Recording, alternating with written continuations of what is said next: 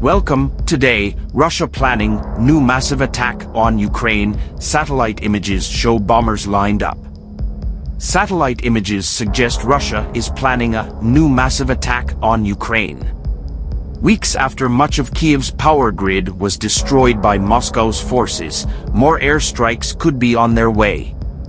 New footage shared by German newspaper Spiegel shows increased activity at a military airport around 500 miles from the Ukraine border.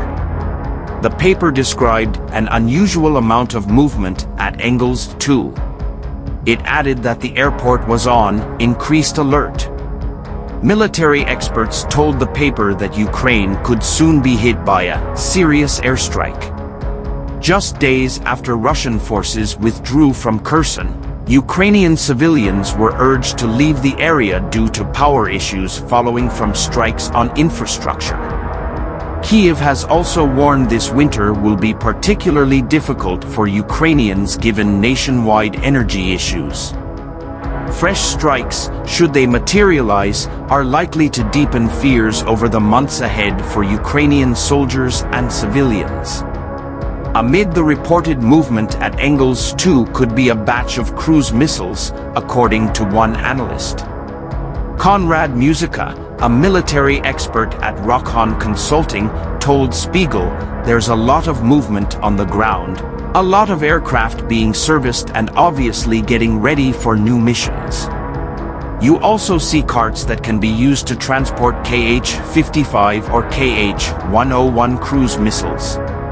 Engels 2 is understood to be one of the most important bases of the Russian Air Force. One satellite image of the site shows at least 13 planes along one airstrip. Putin justifies strikes on Ukraine's energy facilities as revenge for Crimean bridge attack. According to Moscow, Putin called the strikes on civilian infrastructure forced and inevitable. He claimed that Russian troops, for a long time, refrained from targeted missile strikes against certain targets on the territory of Ukraine, and added that it was a forced and inevitable reaction in response to Kiev's provocative attacks against Russia's civilian infrastructure, including the Crimean bridge and energy facilities. During the conversation, Putin once again brought up Western weapon supplies to the Ukrainian military.